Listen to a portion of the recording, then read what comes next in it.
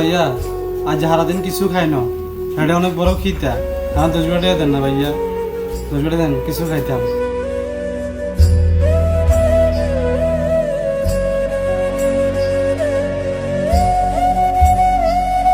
আমার হোগা মারা শেষ।